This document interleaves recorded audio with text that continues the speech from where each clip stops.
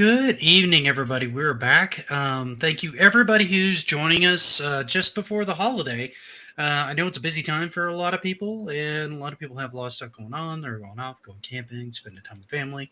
And happy 4th of July to everybody who celebrates it a little bit early. So, because I know I have people launching fireworks outside my house now. So if you guys hear a lot of noise, that's probably it. Or you live in the ghetto and it's all gunfire. It's all gunfire. If you see me ducking, that means it's gotten bad.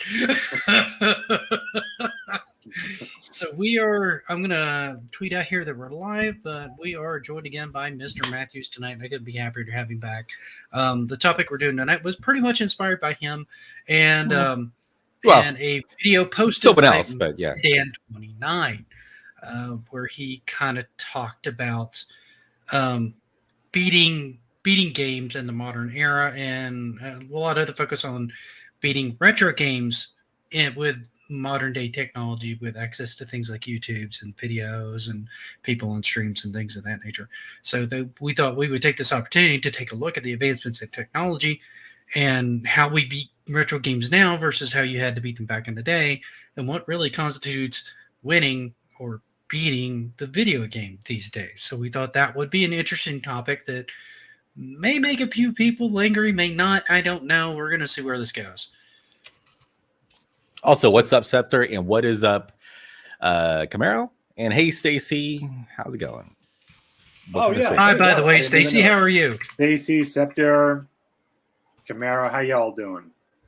You know, it's a shame, Matthews. I've been so busy and so tired. I heard that you were coming back on, which, by the way, is all thanks to me and all the egging I did. All those videos, I finally got you on. It's all thanks to my manipulation.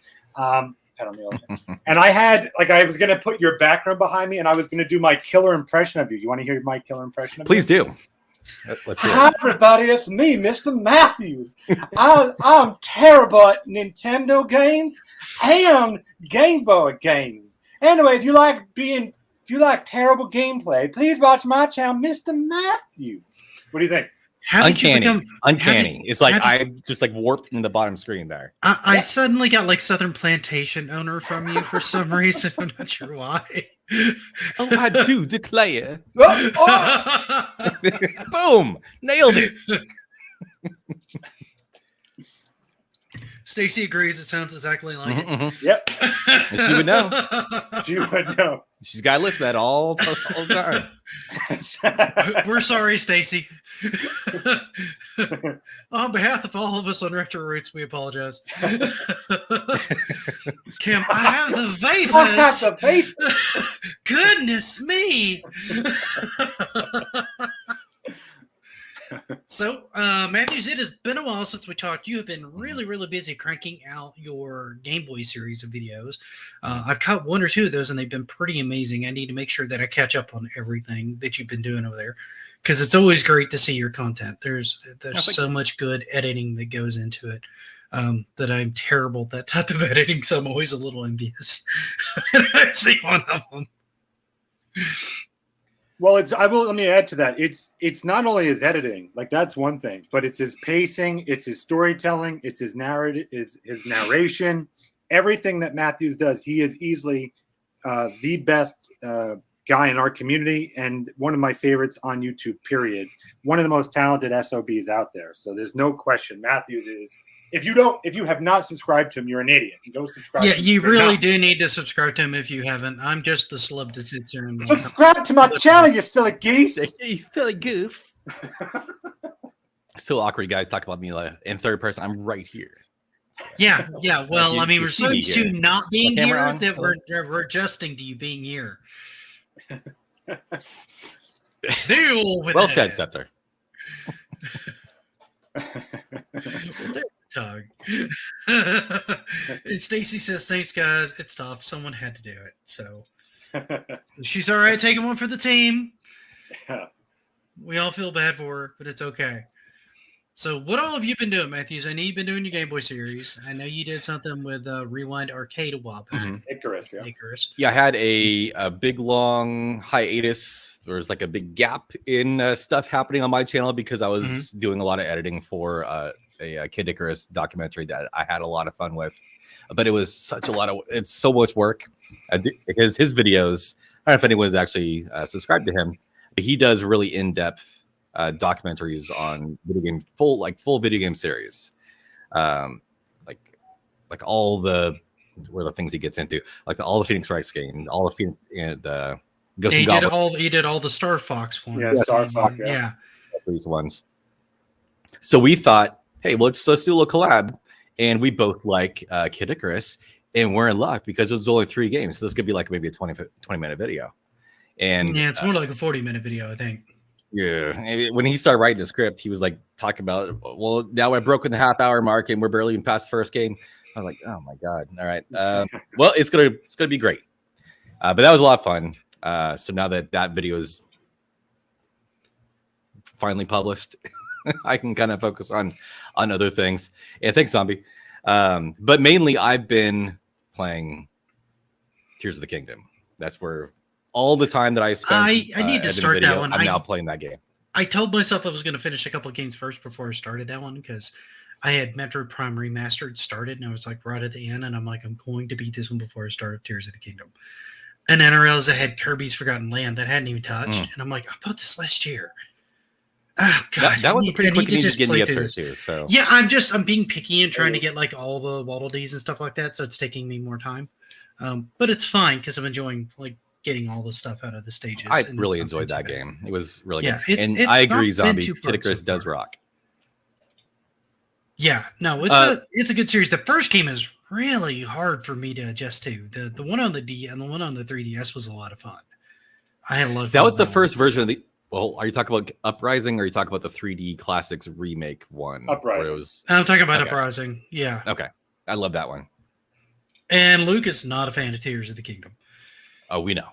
Winning is using safe states to be her retro games and say that these games are not hard. Yeah. Hi, Mazen. How you doing? What's up, guys? Now we know everybody's kind of popping in. It's kind of great. We got at least 6 people in tonight, so that's kind of great. I kind of figured we might have a low crowd tonight given the holiday and everything like that. But since we know what you've been up to, Panda, I know you've been up to some things. I was involved in some of them. I know you got some other things going on. So why don't you talk a little bit about what you've had going on? An orgy. What you've been into. I was, for the record, I was not involved in any orgy because I was not invited. Now I feel slighted. Yeah, so we actually just filmed 2 episodes of the new Master Debaters episode with Nick, Aries, Luke's Awakening, and Potion Storm Run.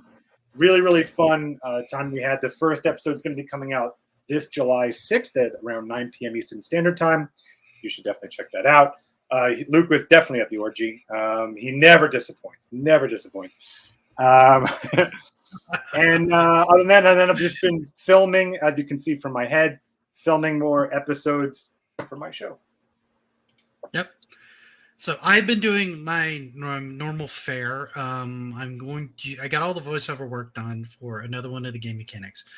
Those are one of the ones that take me a while because usually it takes me like several days of writing, and then like, is my babbling making any sense? Or I consider the script okay. And then it will probably take me a month to edit that if I'm lucky. Which I know is light for Rewind Arcade stuff. His stuff is ridiculous. Sometimes it'll take him 4 months. So those are the main things that have coming out of mine. I have a couple of other stories written up that I want to get to, and one that I'm working on with Retro Advisory Board, which is going to be hellishly long unless I can trim it. So I've got to get through revising that and working with him on that as he has time. So that's kind of what I've had coming up here. You guys have seen what's launched on the channel because I usually have a video out on Monday and Wednesday. Then that's not changed this week at all. So what we're going to do is we're going to go ahead. Rab does videos. Rab kind of consults on a lot of videos and will come up with a video sometime in 5054.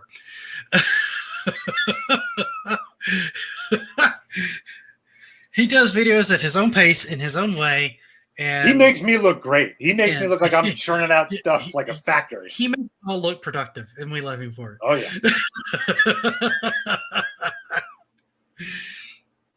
Back from the Dead's here. I guess Mike didn't want to try a cruise ship internet. No, I think he's enjoying time with the family. So you won't have an NLG tomorrow.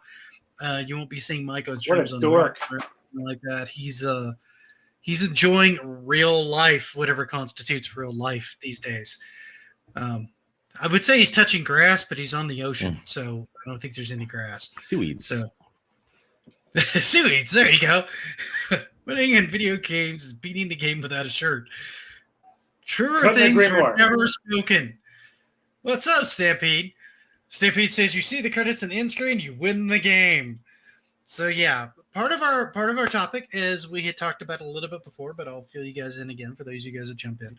Megadan had a bit of a rant where he was kind of talking about how some of the luster is lost on a lot of the retro games because of the accessibility that we have and the amount of knowledge that we have about these games because they are so old and there are so many guides and stuff like that out there. That even Nintendo Power back in the day wasn't necessarily really clear cut on stuff like that and didn't really demystify a lot of the games as much as people kind of give them credit for. An example of that being stuff like Castlevania 2, which is an incredibly cryptic game that mechanically is not that hard of a game, but deciphering it is very, very tricky without maps and guides, and just navigating it can be incredibly hard. And here's the question with Castlevania 2 as an example, if you don't mind me asking. Is there anything in the game that would tell you otherwise, like how to achieve that? Outside of trial and error. Right. No. So I want to know some how of it is totally, completely Kind of. obfuscated to the point to where you probably wouldn't figure it out. So to me, it's very simple. If you're playing old adventure games, point and click, you use a guide, you are cheating. Why? Because the very thing that's like figuring it out, you are looking at how to figure it out and then just applying it. Outside of that, if it's just a mechanic, like if you're just learning how to cheat, beat the system in place, I don't see how that's cheating. In the same way that if I was going to go, rock climbing in whatever park, and I ask a friend who has done that in the past, hey, do me a favor, what path, I'm just asking for advice. How is that cheating? I'm just like, I think it's smart. I ask someone who's done this before, hey, you have any advice for this little adventure I'm going on? They tell me a few tips and blah, blah. I do that. It's not like he did it for me. He didn't come in and climb for me. I'm doing it. He's just giving me some tips and tricks. And that's kind of my distinction too, because a lot of these old adventure games, like Secret of Monkey Island 2, has a couple very cryptic puzzles that I started to mess with and looked at it and went, and I looked it up in a guide. A lot of the others I just sort of figured out, and some of them were pretty straightforward, and some of them I felt pretty smart that I figured it out. But there were references that I feel like a lot of the younger generations wouldn't understand, like using a monkey as a wrench. Like most people aren't going to think a monkey wrench. That's not a term that's really commonly used. So a lot of people aren't going to put stuff like that together, right? So there's certain time-gated references, I feel like right. But at the time, at the time, those things made total sense to a lot of people. Well, some of them, like the library puzzle in Secret of Monkey Island 2, I was so glad I looked that up because I would have spent like months just picking up books and being pissed. I would have been so angry with that by the time I finally got through it. You, Nick? I don't know. Yeah. Well, just have a hard time going picturing through the that. dialogue again and again and again, because there's like 8 books you have to like grab in a particular order, or you don't get the solution right to that one. It's a very, very obtuse puzzle, probably the most obtuse one in the game. I mean, for me, just real quick, I like to me, does it take away from some of the enjoyment of discovery in a game? Most likely, that's an argument that you could definitely make. As far as is it cheating or is it no? You're still the person playing it. Howdy. I don't know. To me, this is pretty case closed. Pretty cake. I don't really see much of an argument here. Like I said, if it was an adventure game, point and click, that would be cheating. You are actually reading how to achieve the game. If it's if like Mike Tyson's Punch Out, I think Nick, you had said this earlier. How to beat Don Flamenco. As far as here's how you would do it.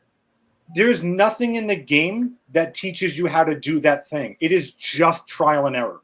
Right. So if someone just, hey, by the way, when you get to this guy, do this. I don't know. That doesn't seem like cheating to me. Again, if there was something mechanically that started to teach you that thing, if there was exploration somehow in Mike Tyson's Punch-Out to learn this thing, sure, it'd be cheating. But this is just asking your friend who's done this before, hey, can you give me some tips before I go on this adventure? That's it. I'm done. Don Flamingo is an example that I use because that one is borderline cheating. Because once you know that, you can completely lock him down.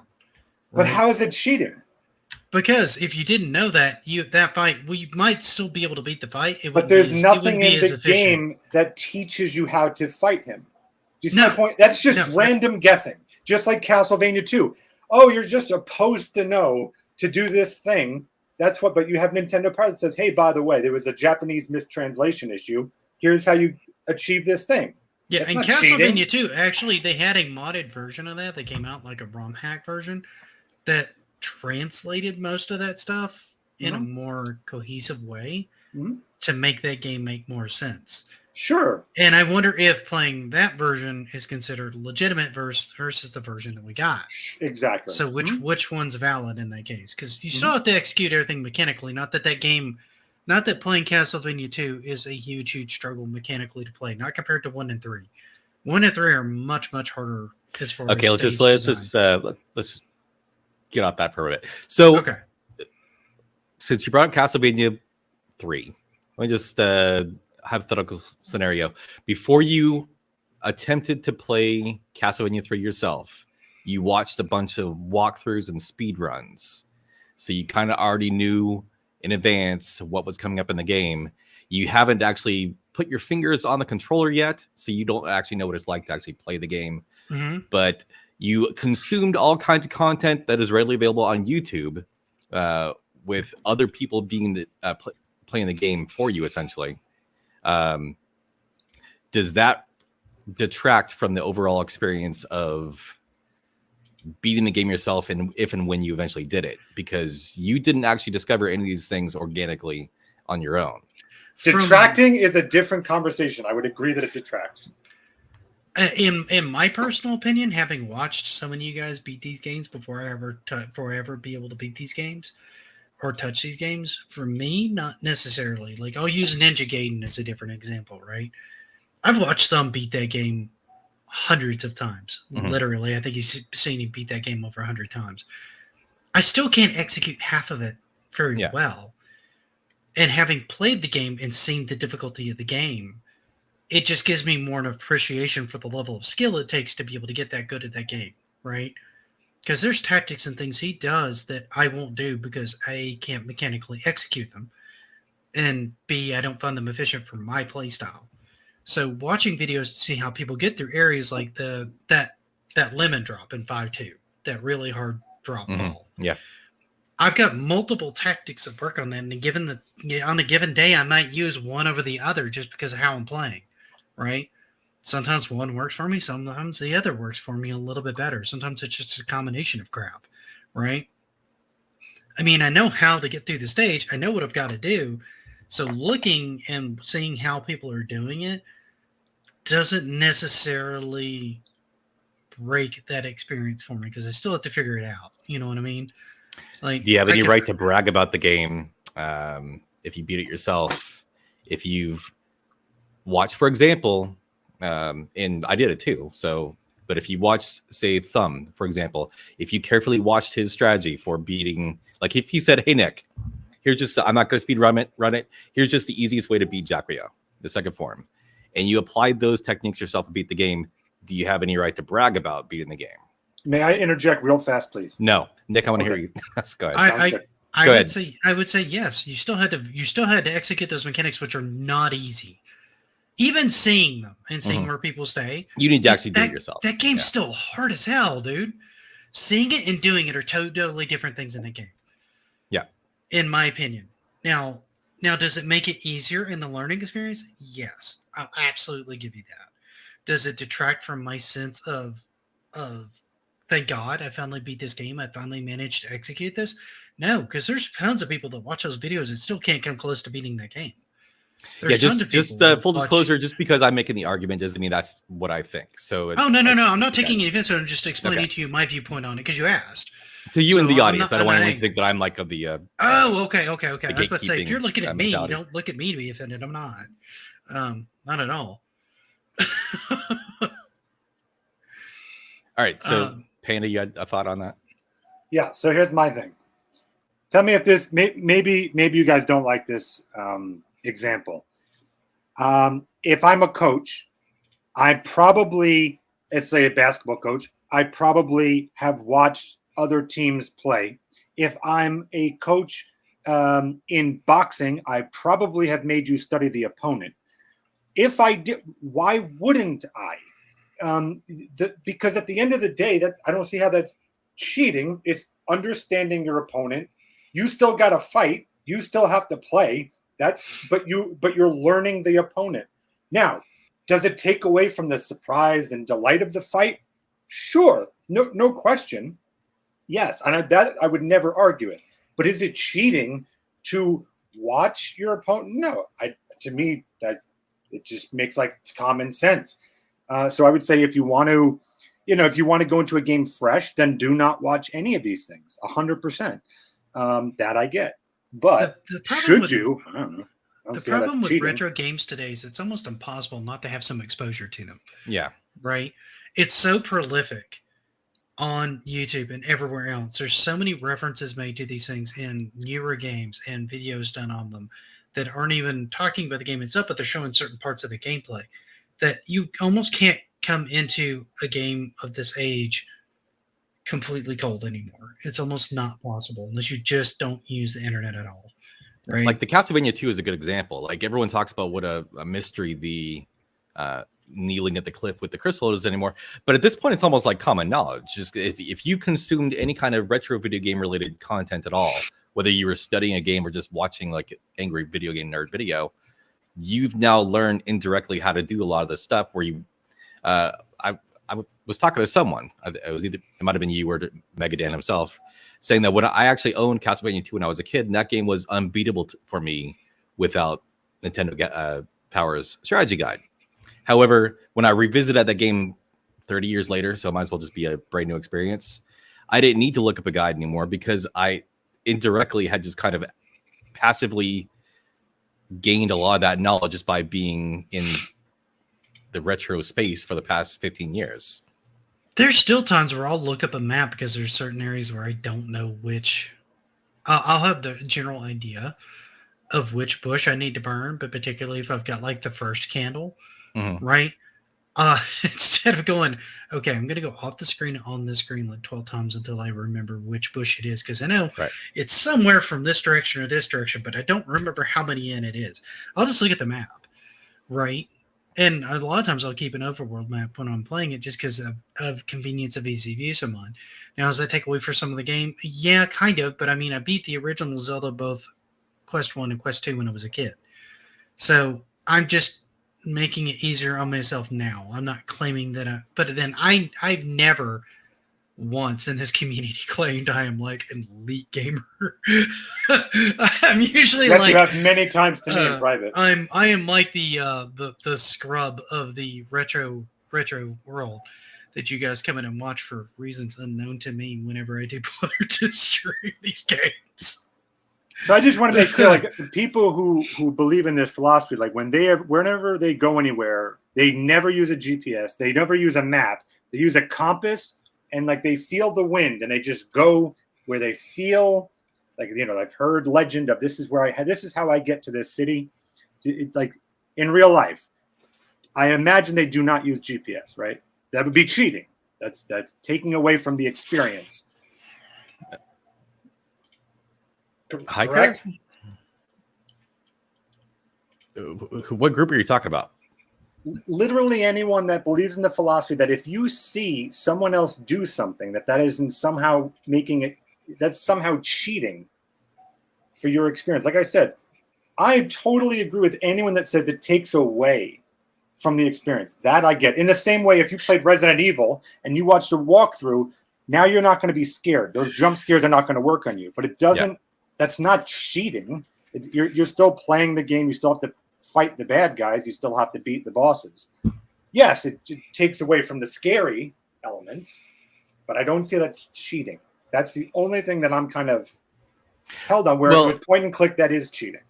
Okay, so what I got out of, I was kind of hoping you might stop in because I wouldn't mind actually hearing Megadan's take on this.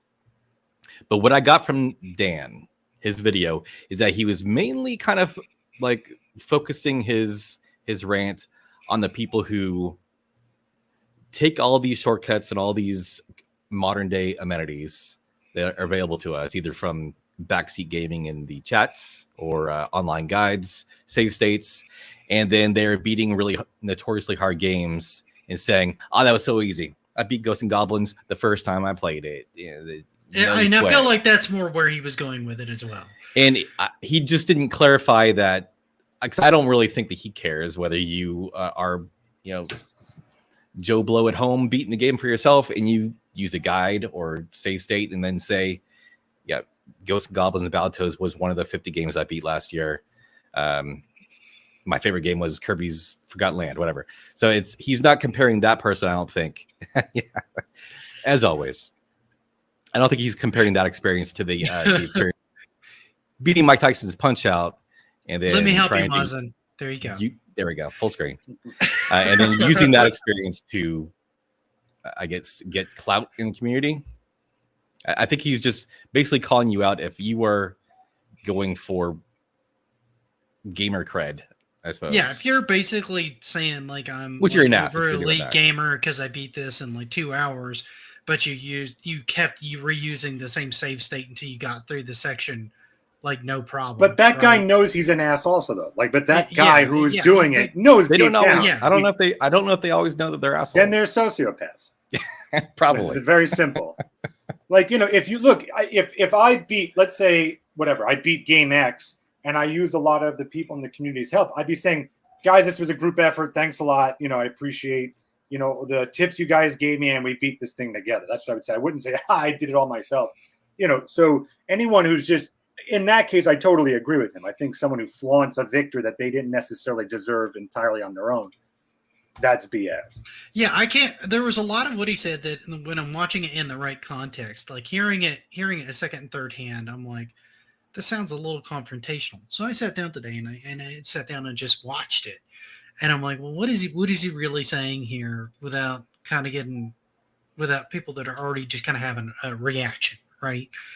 And like a snap reaction to what they're hearing. And I'm like, this doesn't sound that bad. And the reason it doesn't sound that bad is because he's talking about people that would basically it's kind of like somebody using a game genie and then going, well, this game wasn't hard. I beat it in like 20 minutes. Well, of course it was 20 minutes. You put on a no damage, no death sheet. Of course it wasn't hard. You just wanted to experience the game and see the ending. And that's fine. If that's what you wanted to do, that's fine. But belittling other people's efforts that didn't do that or didn't use the 30 lives code, or saying that you're the same right as the people who didn't do that is not really correct. You know what I mean? It's you're being an ass is what it is. Agreed. I don't know if I call it correct or incorrect, but you deserve what comes to you if you do that kind of stuff in this community where everyone's kind of an ass. Jeez, Matthew, that's a little extreme. Hey, if that's one of the things, then I mean that it is what it is. But I was mainly just referring to the people who do not like the reaction they get when they are pushed back on after bragging about some of these dubious achievements. Like Megadan was specifically referring to one person. I don't know who it was. I don't know who he was watching. I think he was watching, he kept on referring back to Castlevania 2. So he was clearly watching someone play Castlevania 2 who was bragging about how easy it was. And Dan took issue to that because there's a lot of the game itself, just playing the game as a straight Castlevania game. It's not that difficult at all compared to Castlevania 1 and 3. It's all the puzzle elements, all that cryptic stuff that make it more difficult. So he says that stuff right there is every bit as challenging as the stuff in Battletoads. So don't tell me that Battletoads was easy when you sit there and I don't know what kind of Game Genie codes are available for. I did beat Battletoads, but I used Game Genie to use the level select.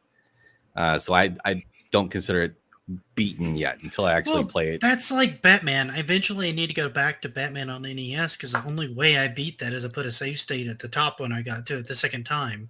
And so my question to you after is, spending like hours, but I don't consider that a win. You weren't satisfied with that ending until you actually did it legit. I haven't gone back and played it. I saw the ending, and I'm glad I got there. I mean, I think if I'd spent enough time on it, I could have done it, but I was so frustrated and angry with it at that point that I just wanted to beat it. But I don't consider that necessarily a valid win. Mm-hmm. I know some people in the stream said, no, you still beat it. You still had to get there again and put the save state in. It's not valid. But I don't really consider it valid, right? It's not valid. So it's not valid. You that's not part of the game. You broke the system. Right. And I mean, if you look at the modern conveniences you have on the Switch, where you can rewind, you can use save states, you can do things like that. It changes the way you perceive the games because it's not the original way the game is played. Now, I use save states all the time to practice stuff on Ninja Gaiden. Can I get back to those stages? Yes. Do I want to go back, spend all the time going back to those stages to practice that section again? No. Do I still go through and practice those stages on a regular basis? Absolutely. Right? So that when I'm going back through it, I don't just remember this stage. I know how to get through the other stages too. But part of Mega Dan's argument, and this is the part where I kind of don't necessarily agree with him, is that he said just using save states to practice, not just beat the game, but just to practice that part. The Jacoyo fight was the only part that was giving you trouble in that game, and you used save states until you got that down, and then you went back through and you played the game organically. He's still kind of saying that also does not count as a real victory. Again, probably within the context of you bragging about it, but right. Right, and that's kind of like saying like you have one chance to beat a game, and if you beat it by any of the means, then you'll never beat it. And I feel like that's the part that needs more clarification from Mega Dan, honestly, if we're going to go that route. And I'm trying not to take it that route because I didn't fully perceive it that way, but I understand that people are going to do that. Like if you're doing speed runs, yeah, you're going to put a lot of save states up. That's normal for speed runners, right? They're going to do like a lot of times, like Thumb will have like 100 save states on a game to practice different sections of the game just to streamline his run. He can beat the game straight out, but he still has all those save states to basically be able to do what he wants to do and to practice it and to try new tactics and to try this, that, and the other, try different lines and things like that and see if that works a little bit better for him. Right. And there's a lot of organic knowledge that goes in there from watching other speedrunners and things like that. And he may have beaten that game when he was younger. But I mean, if you're telling me, if it really does, if Mega Dan, if you see this and you do reply to this and you say you've got like one chance ever of being able to beat this game, and it's no manual, and you need to do it straight through, or you need to just pound your head against it, or you can never say it's a legitimate win, then I would personally disagree with you. That's one up over other people. Because I feel like it sounds like 100 save states are not enough. Save states is 100% cheating. But I mean, I feel like using those to practice in the modern era is fine. No, we didn't have access to those when we were younger. You had to play the whole game again to play that ball. Yeah, and there's a subset of the community that, well, yes and no. I mean, I don't ever put it directly on the boss. I generally never put it directly on the boss. I'll put it. It doesn't matter. Whatever you're doing, there's a reason why you didn't play the game normally. It's because this is easier. Typically that means cheating. Okay, I mean, if you want, like, how is it not right? If you can keep playing something over and over again to learn something, where someone else has to keep playing the whole 2-hour game to get to that thing. Oh crap, he died. If I have unlimited continues on there, what's the difference with me coming back on a save state after closed out to play a different game? And coming back and just leaving it up and turning the system off and turning it back on since it leaves it in its state anyway on either the Switch or here. The answer is and easy. Just playing it again and again and again. The answer is easy. Why do you have a save state then? If it's that easy, then why would you even need the save state? Because I don't want to spend the extra 15 minutes it takes me to get there. Sometimes I just want to practice that very quickly. That's my point. Right. That's not a luxury. What this guy is saying is that's not a luxury he had when he played this game. He had to play the whole game over again to get to that boss fight to train. Yeah, and I can understand why people would want to do that. I just feel like there's room to be able to practice these things. Oh, I'm with you. If you can beat them normally, right?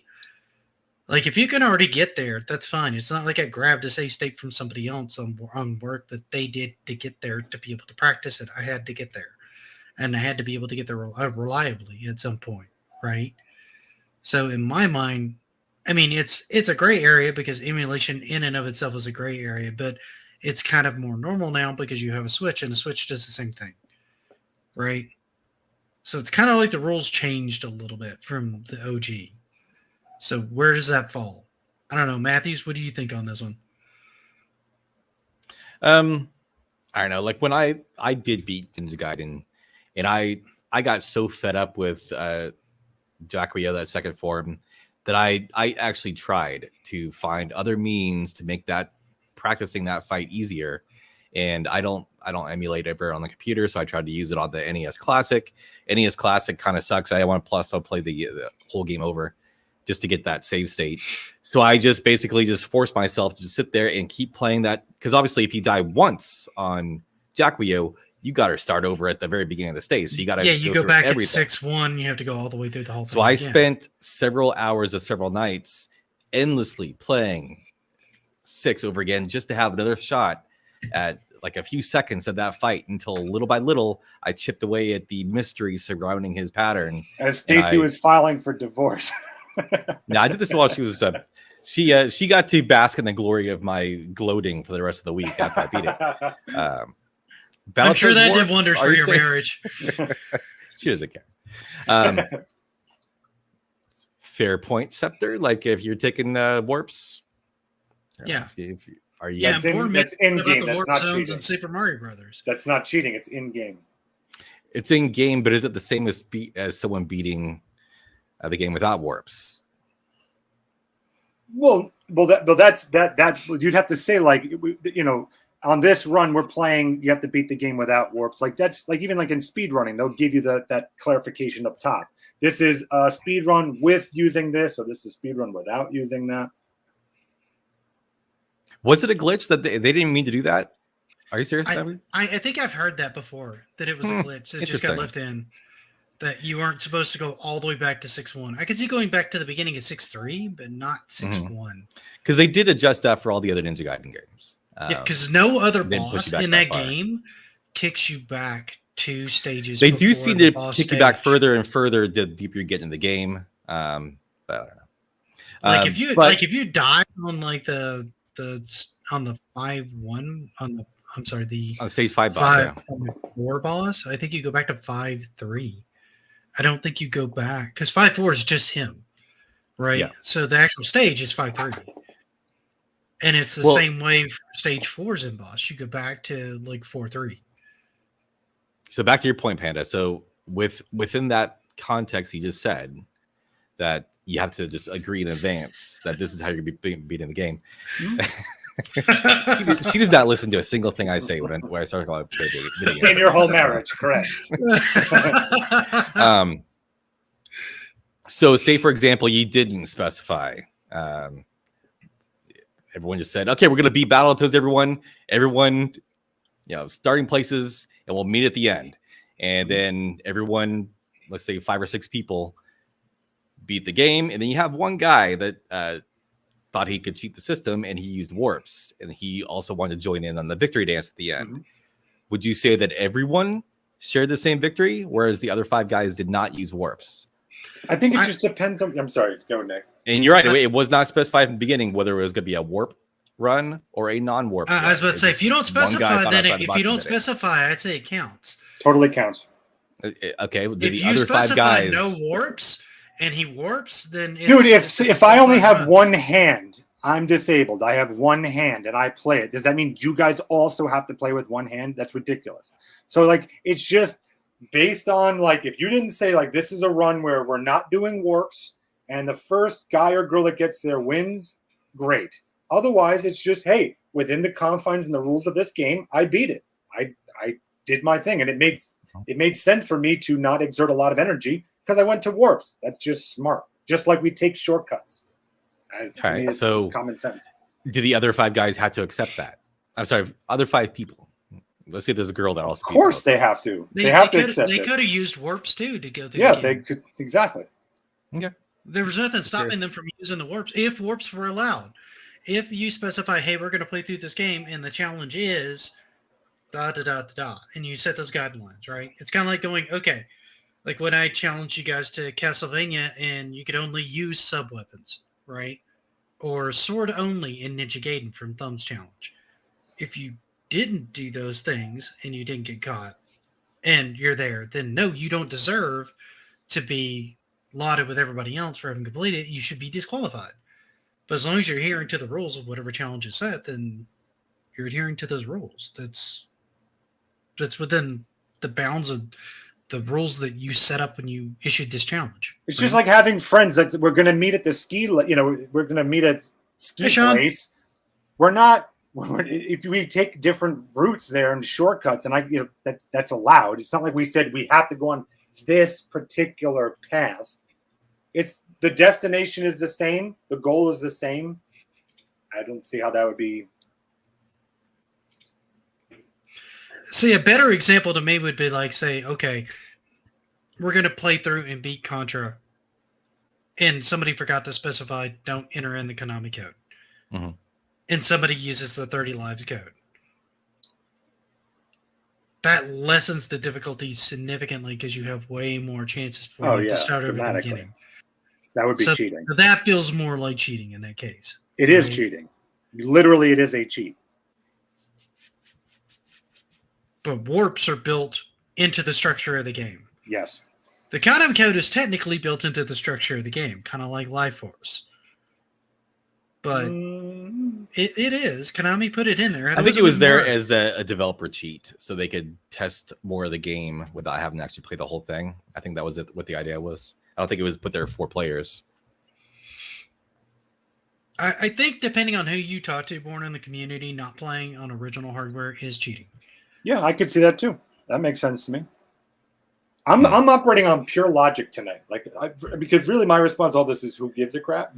But I mean, just pure logic. Yeah, you could definitely argue that's cheating.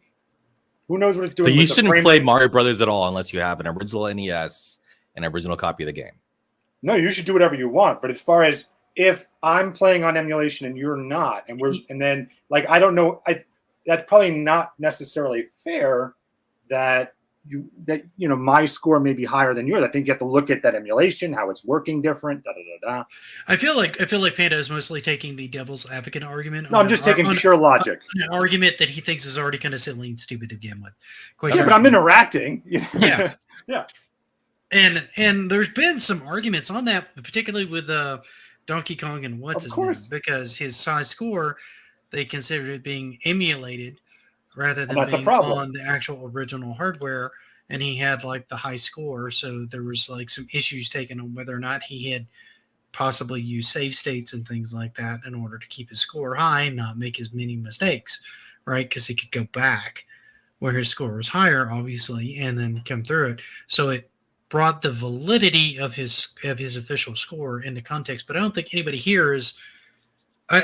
I guess if you're looking at the speedrunning community and you want to look at it hardcore, you would have to make grounds on whether that you have to prove on a run or something like that you're on original hardware for certain runs or something if you want to do that. But I feel like most of the speedrun community just doesn't care in that context. Right? Oh, I think they do. Yeah, they do. Yeah, I think if it's proven one for one, then who cares? But that's debatable. Yeah, so when you were actually submitting a speedrunning record, you actually have to show, and Thumb will vouch me on this one, he knows better than I do, that you were playing on the original hardware, it's plugged in the actual TV, that your controller is actually controlling the character on screen. There's a bunch of hoops you have to, obviously the higher score, they don't care if you have a score that's 2 minutes behind the world record, but if you're competing for the top spots and you're going for that glory, then absolutely they care. They do not take a lax attitude towards that at all. And if you are caught cheating, fuck, you will be ostracized. Well, that's what the whole community says. Yeah, agreed. Sean, and as far as turbo buttons, I think it depends on console. Yeah, TurboGrafx 16, not cheating. TurboGrafx 16 turbo buttons are absolutely allowed because it's part of the system. It's baked into the system. On the Nintendo, there were certain controllers that had turbo buttons in there, and I don't know if you count those or not because it was hardware made specifically by some of those were licensed specifically by Nintendo. So does that count? I don't know. That could potentially be a gray area, but the TurboGrafx 16 was literally built around the idea of turbo buttons. So that one it would definitely count. That would be fine. Also, what's up to you, Eugene? I just saw you came in. Hey, Eugene. Oh, good. A nice kind of non-controversial topic. See, in this I talked because I liked Megadan's rant. I thought he had some very valid points, and most importantly, whether I agree with her everything or not, it did get me thinking about stuff, and it did start a lot of other interesting conversations in this community. So that's why, no, it's a special holiday appearance. Home for the holidays. Yep. And Omega popped in, chat. Thank you for popping in, Omega. It's good to see you. So, yeah, no, I mean, part of it is just, like, I don't know. In my mind, I just want to play through the games. I want to be able to beat the games, but I want to beat them. Even if I'm using save states, I want to be able to do a complete run on how the game is originally designed in the end. That's always kind of my personal goal. That's not everybody's goal. And I don't want to invalidate somebody else's fun by saying you can't play that way. In my mind, that seems unfair. And unfortunately, there's a lot of gatekeeping like that in the community. And it's gatekeeping, and it's not welcoming in the community. I don't really care for like Game Genie and stuff like that, man. If you want to use save states to practice something and stuff like that, I try not to do stuff like that on stream for the most part because I don't think it's as entertaining, right? Like if I'm streaming a game, I generally try to just stream the game and play the game. I generally try not to use save states when I'm streaming. I have done it on occasion. I'll be the first to admit that. I'm always annoyed with myself when I have to resort to feeling like I have to do that. Mostly because I'm just too frustrated. And maybe I should just end the stream if I'm doing that rather than continue going or move to a different game. But the intent is that like if I'm going to practice a stage or something like that, I may set stuff like that up so I can practice certain things so I can get a little bit better at it. That way I don't only get like one shot at it and then I have to spend another 20 minutes or so getting there to take the one shot at it again. Just to make sure that I can learn the game a little quicker than you could back in the day because I don't feel like I need to learn the game the same way because there's technology involved that can allow me to learn the game more efficiently. I still have to learn the game. I agree with you guys in the fact that if you're looking at guides on particularly on puzzle games, yeah, that's basically cheating, right? And I'll admit that. But at the point that I'm getting stuck on things like that, I don't necessarily consider it like a great accomplishment for beating the game, but I wanted to see the story in the game and I want to engage with the story. And being stuck on this one puzzle for weeks or months at a time was pulling me out of my immersion in the story, right? So for my own fun, I would look stuff like that up personally.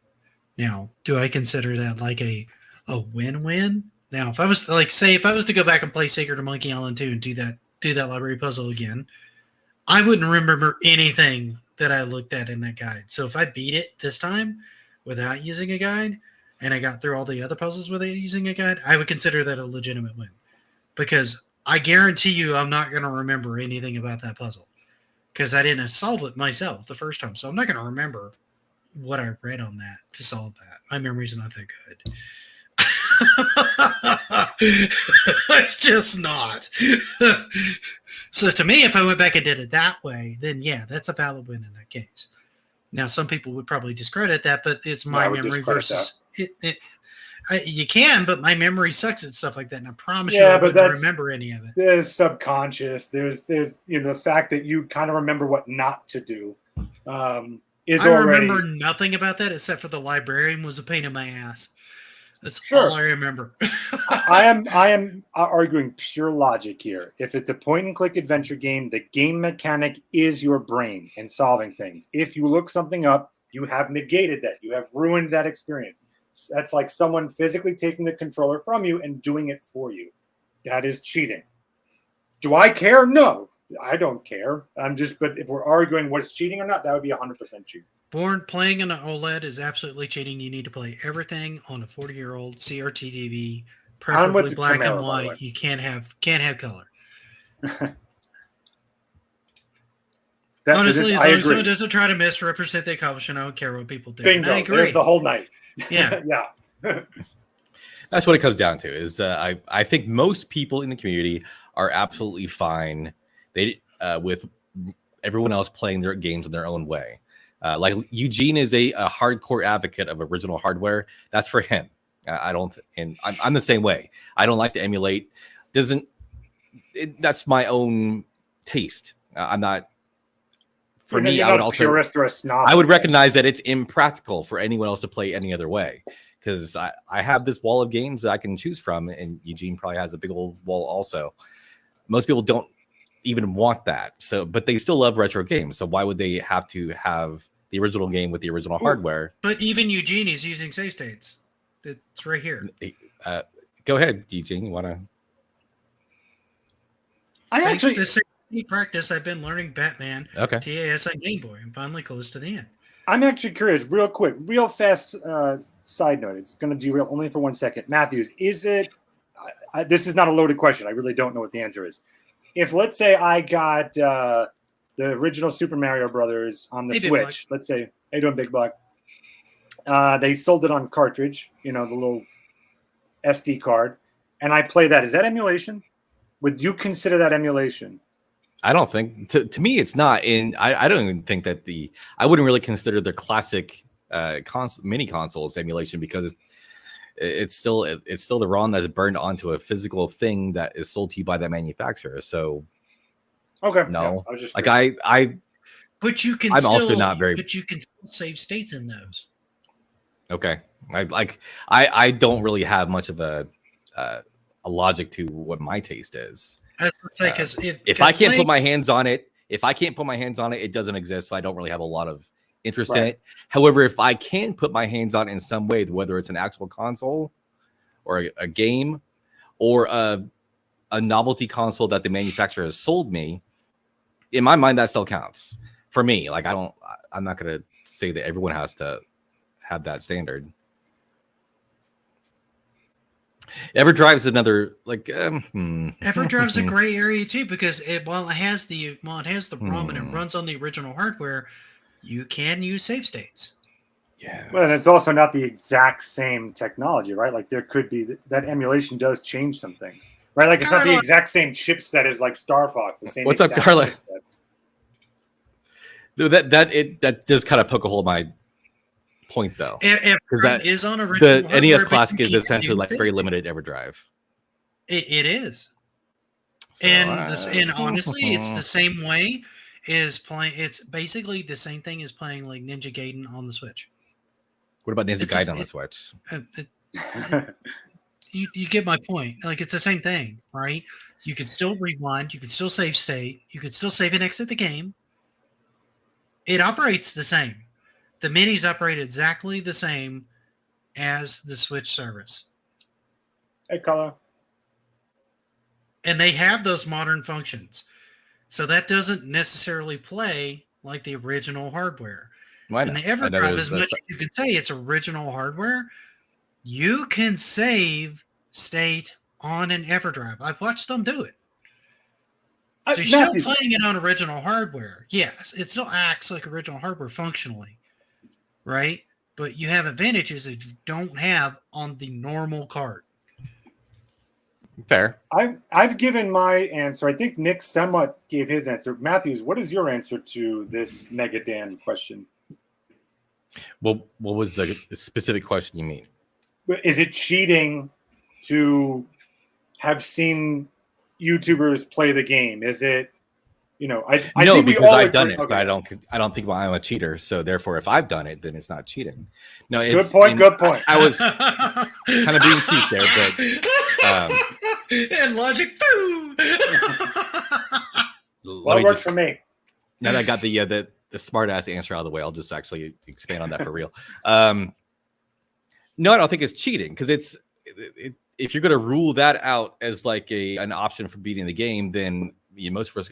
I enjoyed passively watching playthroughs, and I still do.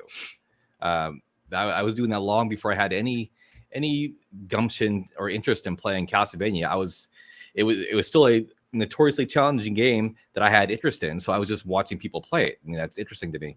I enjoy watching speed runs also. So it's like,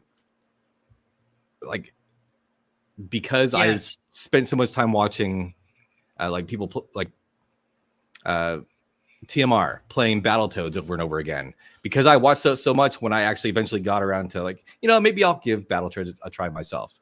I already kind of knew a lot of the stuff going into it, not because I deliberately was researching the game, just because I just had passively gained knowledge just by watching people play it. So it's, I don't think that's cheating.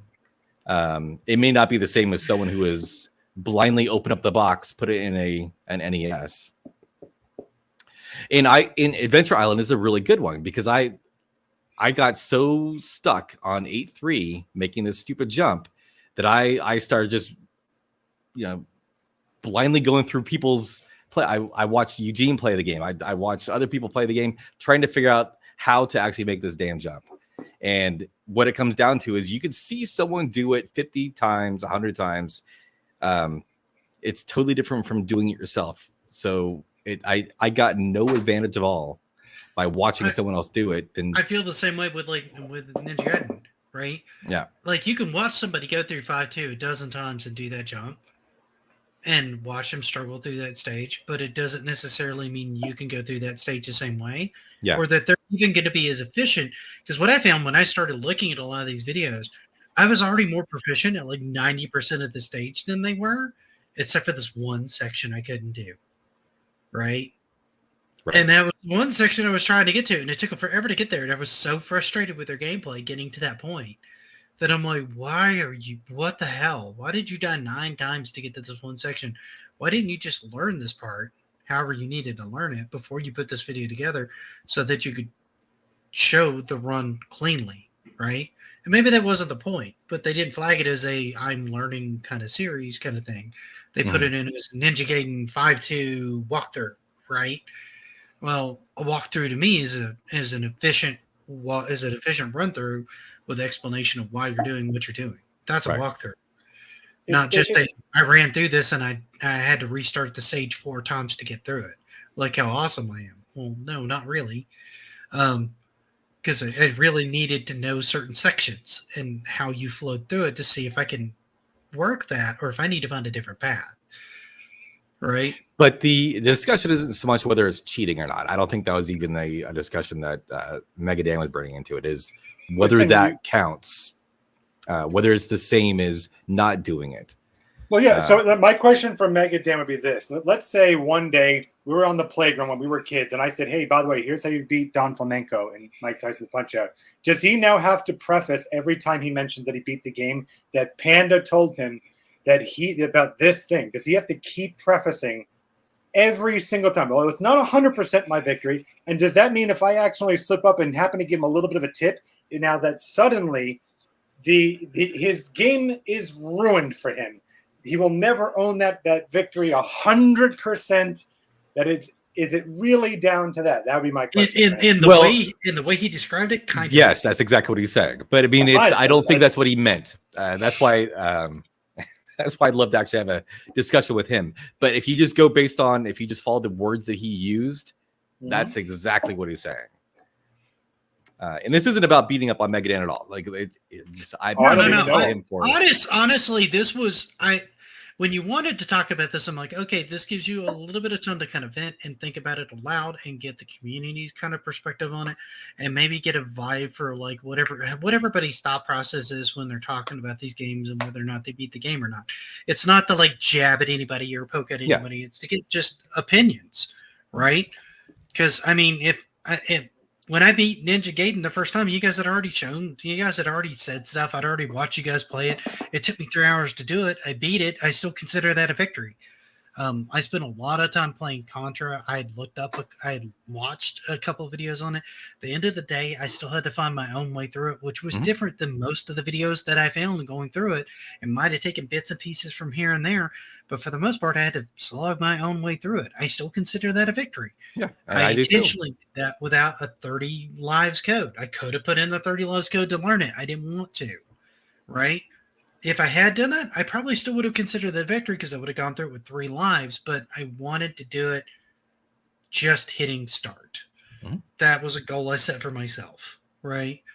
And that's what I wanted to do.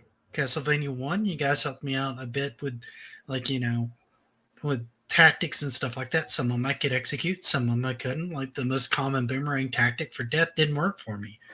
I found one trick where somebody locked him down with a holy water, and I got good at it. I still had to practice it because if you're off by like a second, you're still boned. Like you're still dead. So you had to, one, get there with the holy water, which is not easy. And then you had to get the timing right on death in order to lock him down. And then my entire tactic for beating Dracula is different than most of the communities because I use the holy water for that too, which in some ways makes it easier, in some ways makes it harder. Right? So even watching all this stuff doesn't mean you're still going to go through the game the same way as the way you watched it, right? Mhm. Unless it's something like a puzzle game, because puzzle games have fixed solutions, right? And once you know that solution, then you're just replicating that solution. That is cheating. Right. That's all I had. Everybody went dead quiet. I think we all agree that it just basically comes down to the person being an ass. If you're celebrating a victory that clearly you got help from everyone else, you don't give credit to anyone else, you're an ass. But did you beat the game on your own? Yeah, as long as you beat the game on your own, you beat it. And Omega, I agree with you on that, but I mean, I could have gotten there with the holy water anyway and then just tried it until it worked, because that could have been what worked for me through there. And the holy water, honestly, once I got used to it, was actually a really good weapon for that stage. Is it quite as easy as some of the others? Maybe not, but I was never good with the boomerang in the first place. I could never really get a good feel for it. So it was never an effective weapon for me. The holy water was always a more effective weapon for me. So I might have done that anyway, even without foreknowledge, right? For your challenge, knowing that it was good when I got there was definitely a heads up. Sorry, go ahead, Matthews. For your challenge in particular, I so badly wanted to play that whole game with the whole with the cross, but holy water is just the easiest sub weapon to use. It really is. It requires the least amount of skill, game. I feel like. It's definitely the most broken weapon in the game. Yeah, it definitely makes things much, much easier. There are a lot of times like, okay, when you're fighting the bat on the first stage, it's pretty much a given that you're going to use the axe. It's literally right there. It's there. You're going to run into it, and then by looking at the way he's moving, you're going to go, oh, I'm going to throw this axe. Oh, look, that hit me twice. This is a really good move. It basically tells you that you should use this, right? Some of the other things aren't quite so clear. So it comes down to experimentation and what you're comfortable with, and does that work? Like there are people that probably went through and they're able to do that. I've seen people do that with the boomerang the whole time. I'm sure there's somebody who can like kill death with the freaking dagger if they want to, or just kill him with a whip. I've seen people do it with just a whip. I accidentally did that. Well, I didn't accidentally. I've tried to do it, obviously, but I surprised myself by beating death with a whip once, and it was too difficult to try to duplicate. But yes, right. But this is what I said before. If you're a coach, you're telling your boxer like, "Hey, we need to study our opponent." I don't know how that's cheating. For the life of me, I cannot figure out how that's cheating.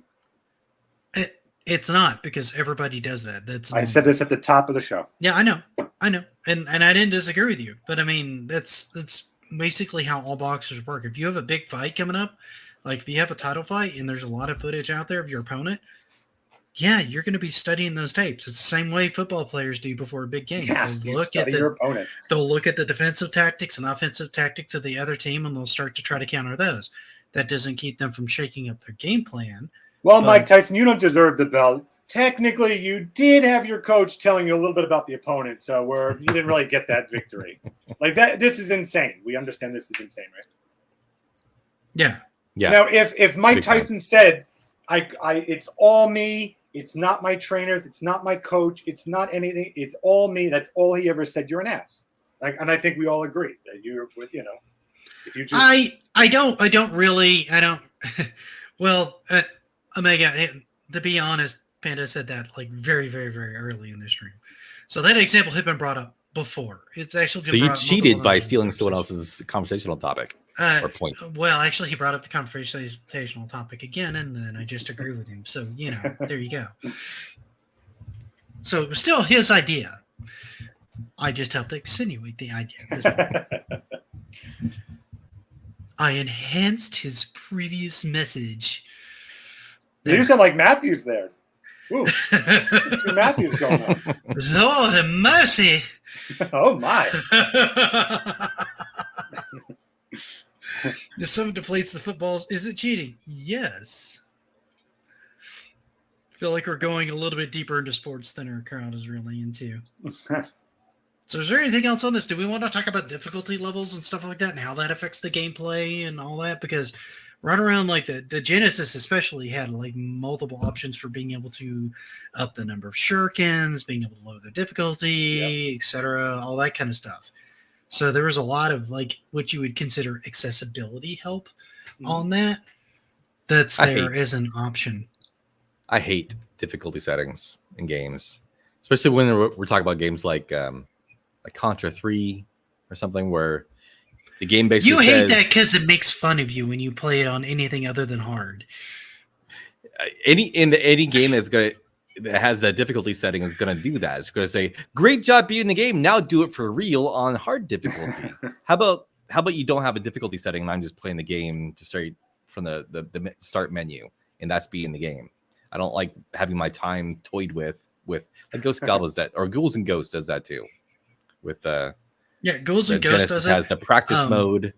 Ghostbusters does it. Professional. Most of the guys when I was going through that were telling me to put it on easy to learn the game first and then put it on normal. I think they were saying that on the Genesis one. Yeah. There's an option menu on most of the Genesis games. Revenge of Shinobi, you can put it on easy. You can up the number of shurikens.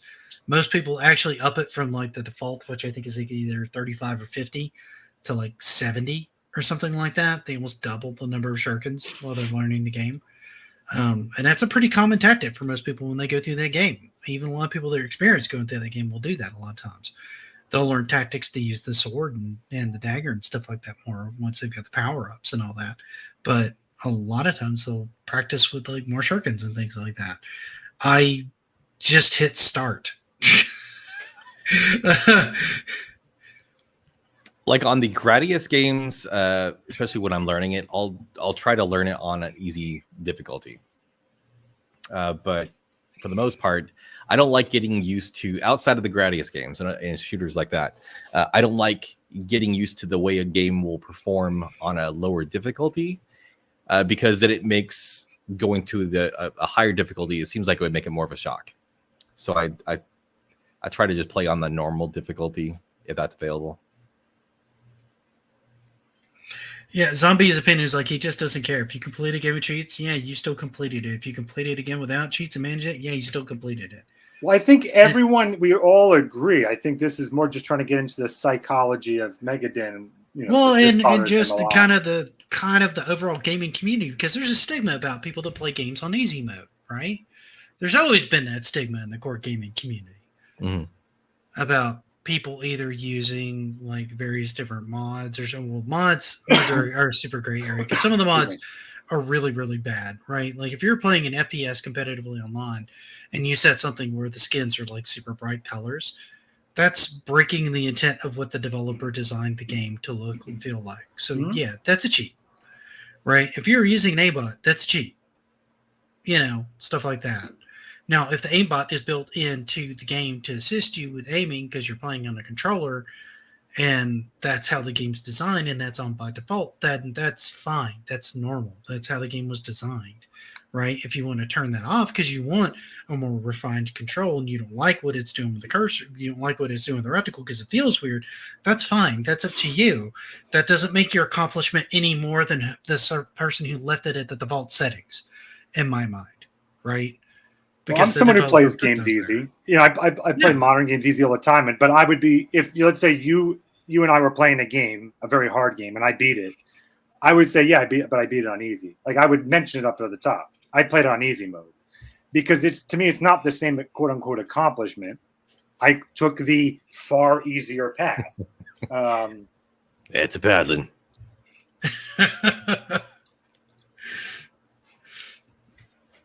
So, I mean, with games now, you've got so many different options. And honestly, there's some that are put in there that are meant more for people that actually have disabilities, but they get used by, like Tunic's an example. There's like an accessibility mode that you can put on Tunic that makes things significantly easier because that game is. I basically put that game down because I just didn't have the time to invest into it. I beat 2 or 3 bosses, and just it kind of started losing its luster as far as the game goes, just from the difficulty level. Now, I could have put the accessibility mode on there, which makes it significantly easier. And there's one on Hades as well, where like I don't think you can actually die if you turn it on. And it's baked into the game. It's literally an option in the option menu.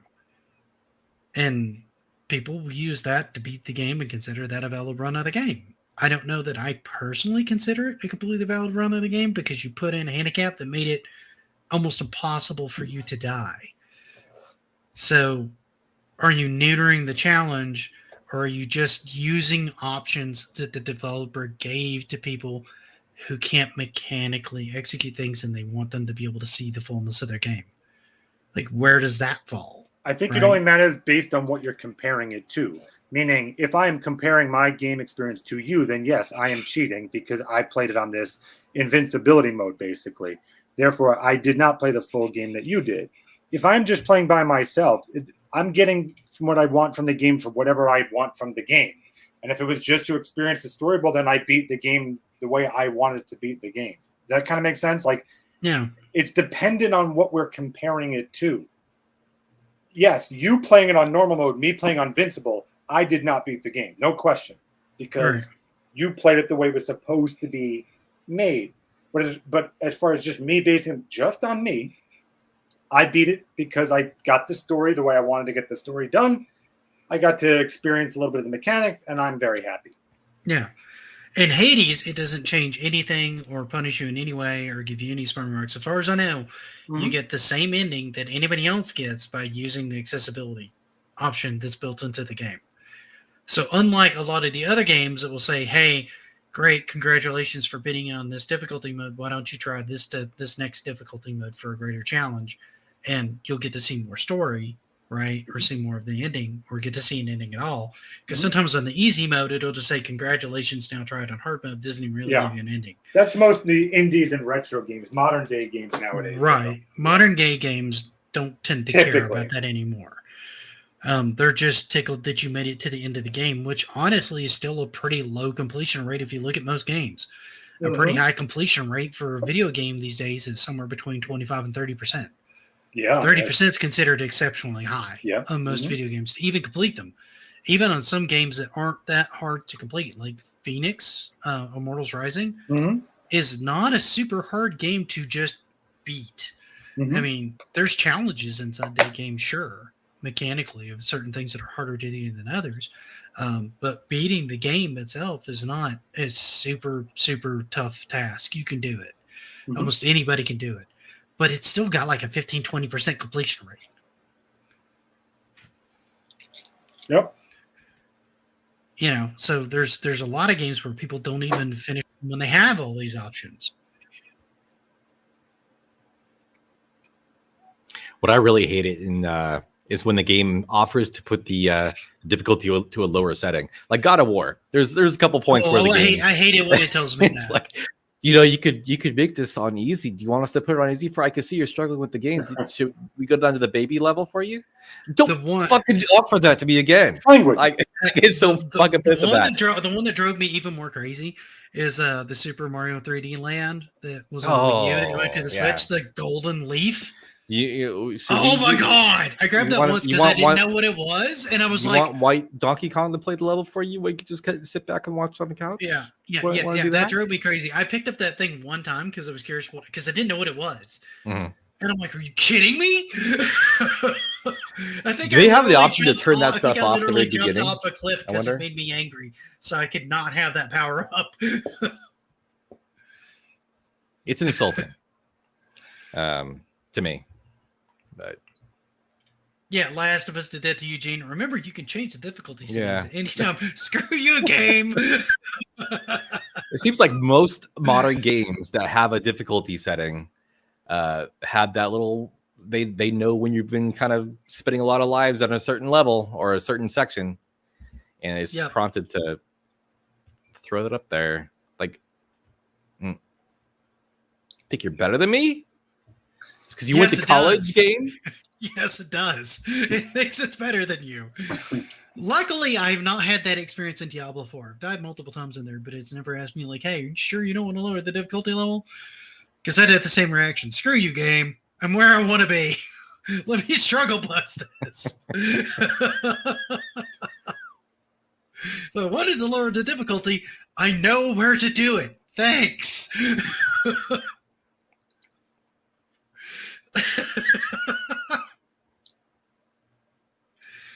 Pretty sure I would have raged if any NES game offered to lower the difficulty. Yeah, exactly. It seems like you suck at this game. Would you like to try baby difficulty? And here's the funny thing, and I didn't even notice. While you're sucking, care to blow me? Says the last. Here's one of the things I noticed too, and this happens in fighting games, and I didn't really pay much attention to it until the most recent version of Street Fighter, because it tells you what difficulty level the CPU is on, right? So if you lose at a fight, it will continuously, each time you challenge that fighter again, lower the difficulty level another level. I'm sorry, which game was this? Street Fighter 6. Oh, okay. It does this automatically. I don't think there's an option to turn it off. So, like, if the CPU is at level 6 and you're struggling fighting that character and it kicks your butt, it'll drop it down to 5, and then 4, and then 3.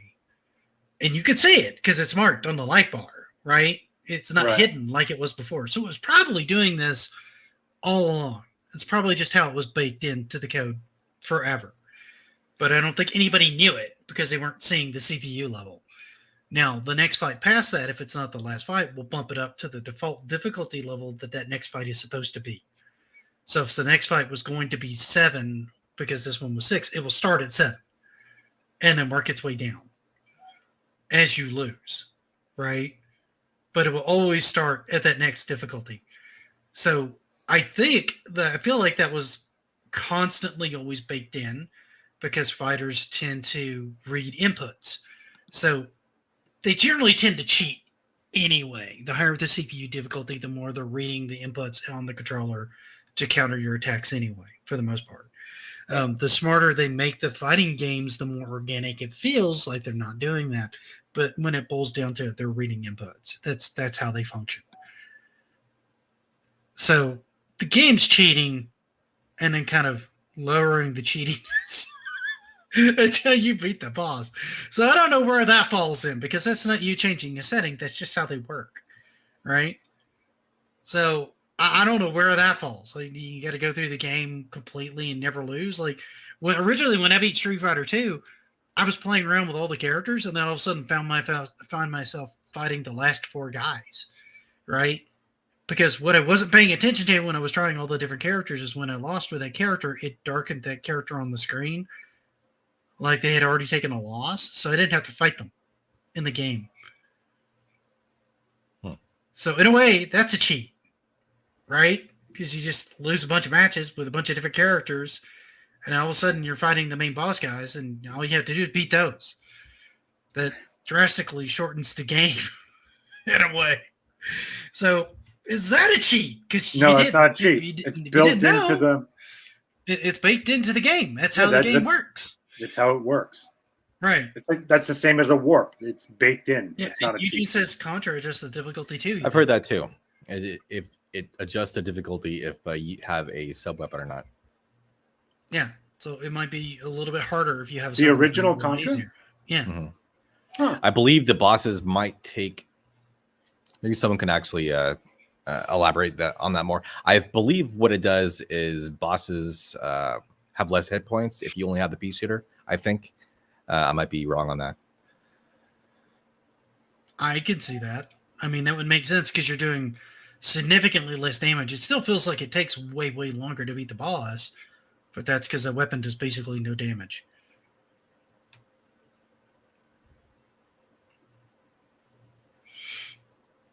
Yeah, Dragon Spirit's one where you use the code to practice later levels and then decided to stream it to see if you could play the whole game the right way. And that's the other thing. If there's codes to go to different levels that you've learned at some point, like Megadam was talking about the code to go to Tyson and stuff like that. Like generally, you don't get those until you get to Tyson, right? Mhm.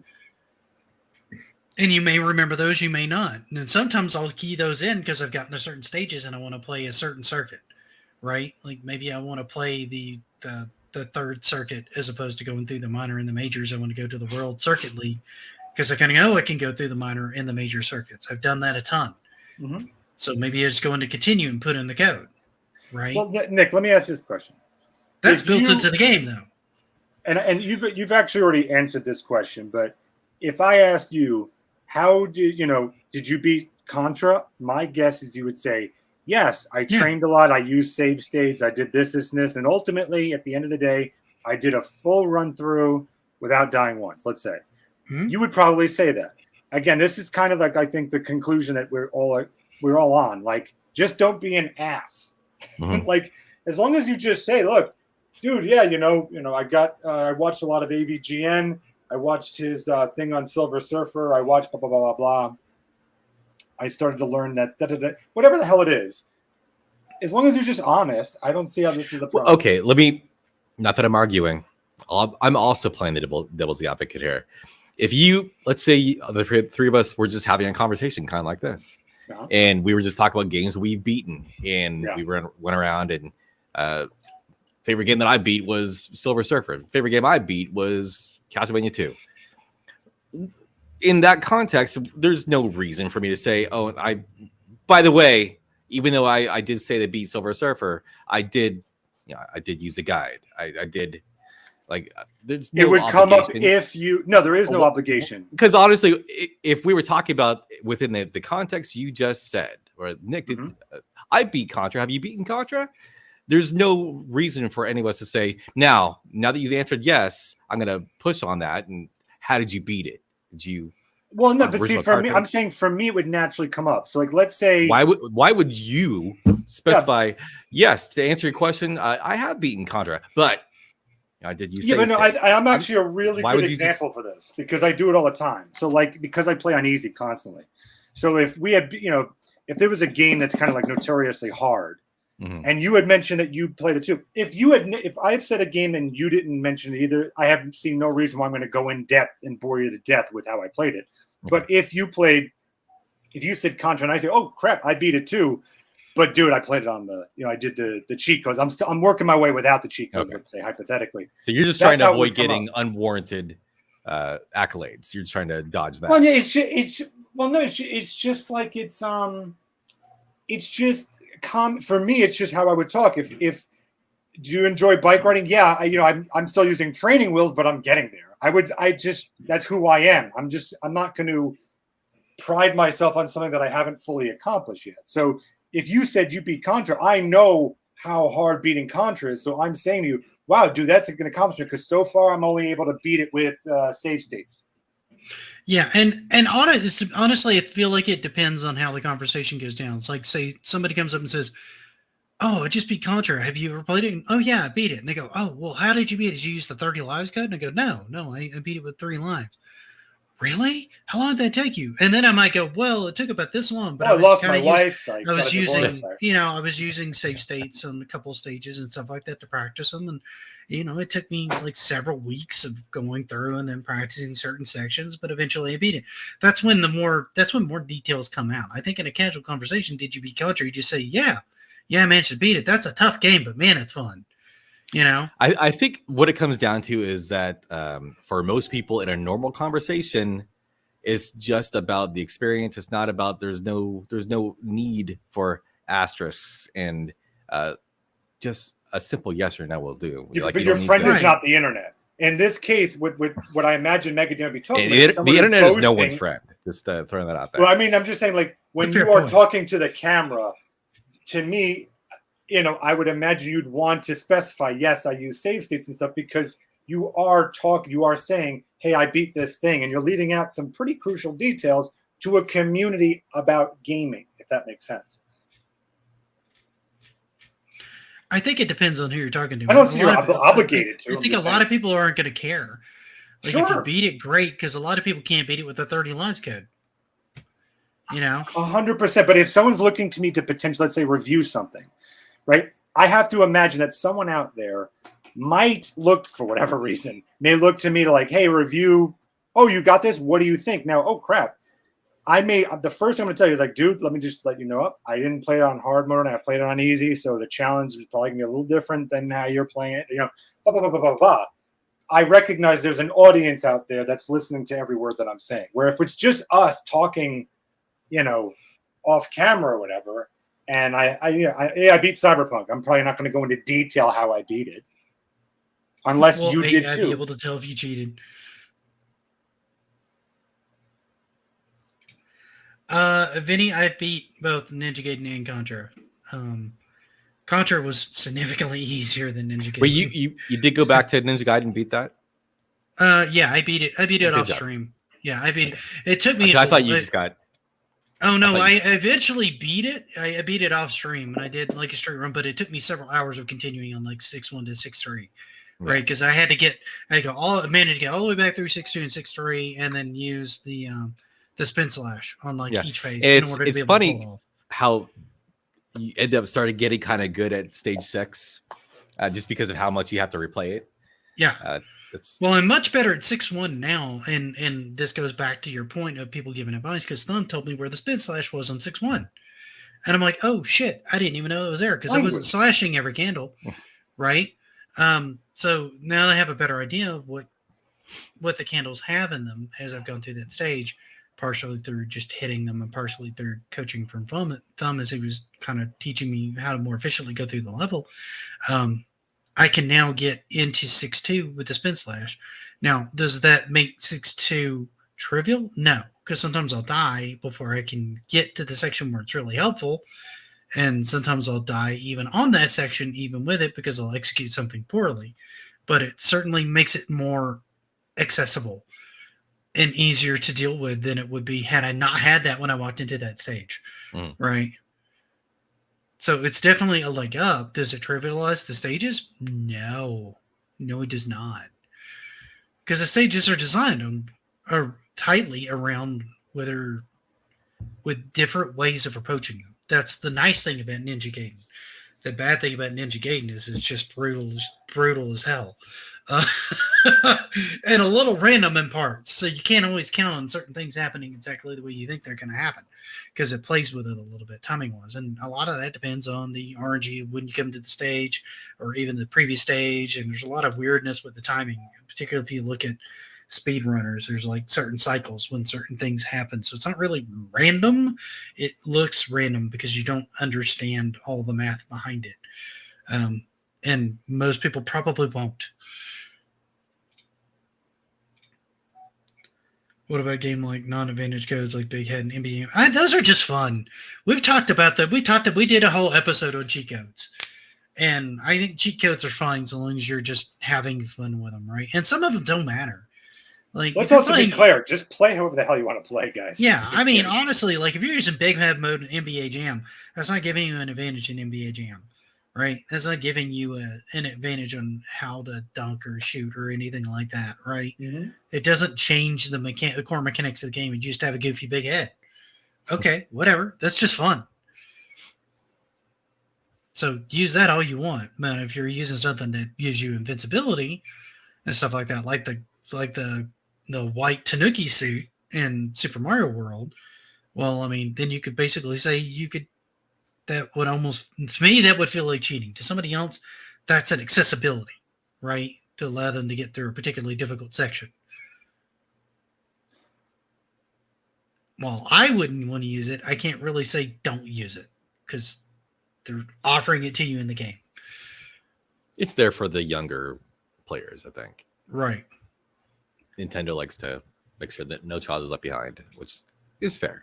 Yeah, and some cheating isn't cheating, and that's absolutely correct because it's just doing fun stuff to the game. It's not breaking anything. Now, if you're like, say you're playing a physics game and you do like some sort of weird glitch where you can do this weapon swap and hop kind of thing to like fly through the stage, that's probably just not really intended, right? It's not intended. It's kind of a broken physics thing that you're exploiting to be able to do a certain thing. And there are speed runs based around breaking certain things that way, right? Because they understand how the code works. So there's certain areas they can get into that you're not supposed to be able to get to, or certain paths you could take that you're not supposed to take that drastically shorten the time of going through the game. And there are specific runs just for that, right? And in those cases, those are fine. Those are expected. That's part of that speed run. Matter of fact, you're at a disadvantage if you don't do that. So Right.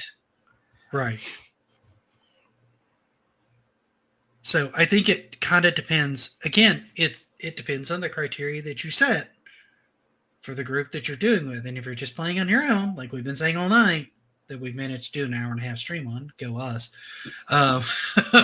is have fun with your video game. Yeah, we don't care. Me personally, I don't care. I don't care all. if you use Game Genie. I don't care. Don't If you use Game Genie and you want to have invincibility and no death code, I don't care. Don't care. I really don't care. I feel like you're shorting yourself some of the challenge personally, but if you don't want that challenge and you just want to experience the stages and see the end credits of the game and that's how you want to play the game, then play the game how you want to play the game. Yeah, like it's like if you're watching a movie and you just enjoyed the action sequences, you didn't really understand the greater metaphor of the film. You still watched it, you still enjoyed it, you still liked it. Doesn't take anything away from it. For those who want to get the metaphor and dig deep and discuss it and read up on it, sure, then that's the thing you want to get out from, get from it. But you should play however you want to play. Next time I cheat, I'm going to tell him a geek story and doesn't care because I don't.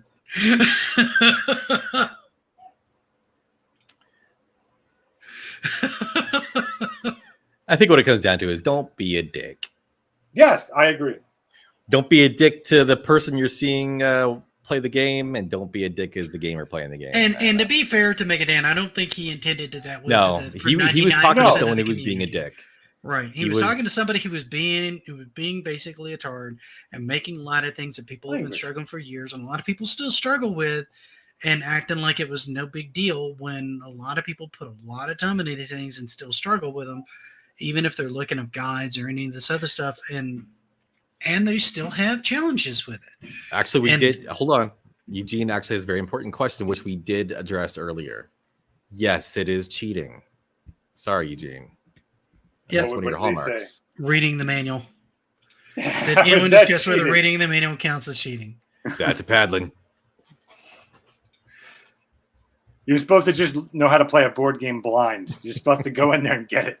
Yep, absolutely. You're not supposed to understand the context, the rules. You're not supposed to know any of the lore, none of that. And Scepter brings up another one that was there that came with the game, because I remember buying it. It literally said in the book, this game would be incredibly difficult, if not impossible to beat without this book. When you bought Phantasy Star 2, it literally came packaged with the book. It's just crappy design, but yeah. And I used the crap out of that book because it had maps to everything. When I pop up an area, I'd make a marker where I went in and where I left. So I knew the next time I went in there, I knew which stairway led me where. And on that note, before that, I think most of us played Dragon Warrior when it came free from Nintendo Power, and they gave you a strategy guide that was essentially just a walkthrough. And that's how most people I know are at my age, how we played the game. Yep. And I consider, especially with Phantasy Star, in that case, I would consider that normal, right? Because it came with the game. It was part of the game you bought. And they literally, at the very beginning, said, use this. And so I did. It's cheating to follow kids. I've put so much IKEA furniture together that I actually can go without. Megan and I give you a Billy, you'll have that speed run in 20 minutes. Yeah, the Dragon Warrior strategy guide you used to get Elder Sword super early. I wish I still had that guide. I'd like to play that game again. I don't think you ever played the original Dragon Warrior game. Did you? You didn't? Like everyone I know, it seems like got that Nintendo Power promotion where it was because my first issue was the Mega Man 3 issue, and they gave you. Hang on, I actually got it right behind me. But they gave you Dragon Warrior. Oh, God, Then they don't also break your gave you all NES. these guides here. Like they came with that promotion also, like the Game Boy one, the Top Secrets manual, and Super Nintendo. And I don't have the NES one, but that was all just part of the promotion. It was crazy and amazing. I mean, that's kind of great that they did that. I still don't remember ever playing Dragon Warrior. I remember seeing the box art and thinking that's really cool, and then never picking up the game. Wait, because it had some great box art. To be clear, it gave you the guide to Dragon Warrior. It didn't get you the game itself, correct? No, it gave you the game. Like Wow. they wanted to. I don't think it was selling, so they were like, "We'll just try to get everyone involved in these RPGs." Wow.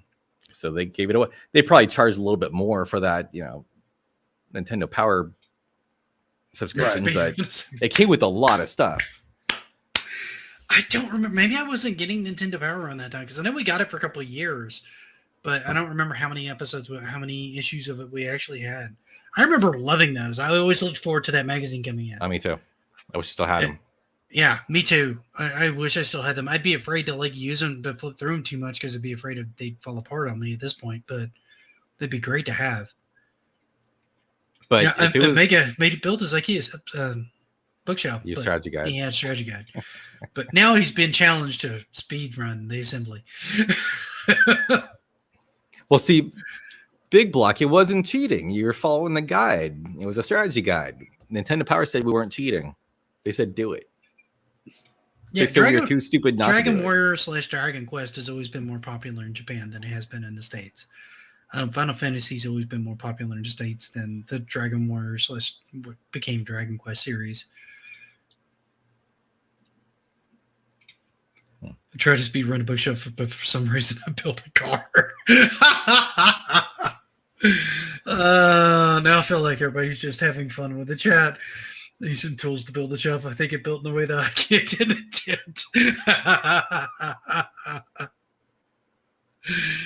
Somebody saying he hacked it. All right. Do we have anything else we want to add to this? We've been going for about an hour and a half, so this is a pretty good stream.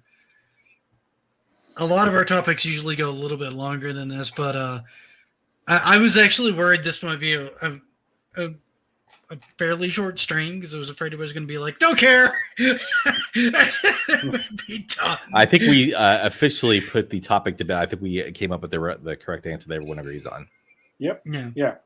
Completely And again, Megadan. Even Megadan would probably be satisfied with our conclusions. Yeah. Again, Megadan, nothing but love for you, man. I love your content. I love having you in stream and, Well, we're all hanging out agreeing. on the channel. There's nothing but love for you on the channel and for many of us. I feel like but not from Nick personally, apparently. Only on the channel.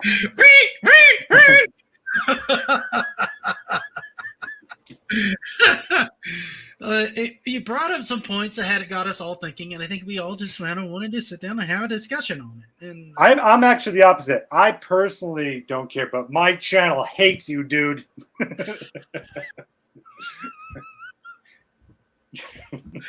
oh my god. I'm kidding. So I think since we're going to go ahead and wrap up here, it's early enough. We go and wrap up a little bit early. Matthews, what do you have coming up on the channel? I have a new Game Boy video coming out later this week, and Nice. that's it. I got to catch up on those. Can you Those give that- a there's only preview of two. what it's it's been about? so good. I need to It's catch not the Game second Boy. one. I caught the first one and I really enjoyed it.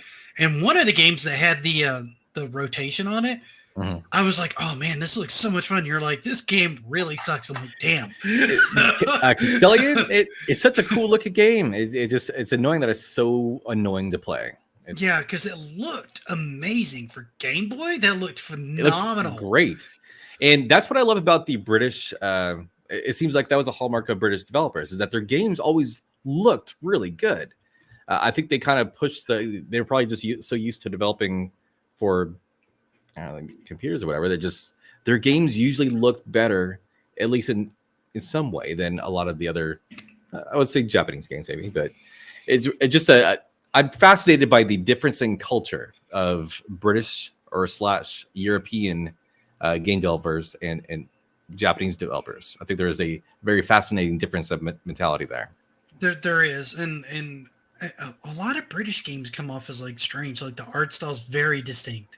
Yes, it's very. Once you It is. You're like, oh, this is a British developer, isn't it? You could tell. If you can't tell by hearing it, you could usually tell just by the fonts and the. Even the graphical aesthetic is very different. Usually a lot more cartoony. It seems like. Yeah. But I think a lot about that a lot, and I think what a lot of it is that as a Jap, maybe someone else knows the answer to this, but I think as a Japanese developer, you're developing as the company. You're Konami making this game. You're Capcom making this game. Whereas it seems like with British developers or European people working on games, you could put your own name. You could be David Crane. He was British. Right? I don't know. You could. It was more appealing. You could become a rock star on your own as a guy making these games. So I think that small development teams, I think, were a bigger thing earlier on because of the PC market. And I think that's probably where that stems from. If I were to hazard a guess. So much so, though. I associate those isometric games with British because they suck. Notifications brought me to the stream. I didn't know when to be here. I cheated. Oh God! All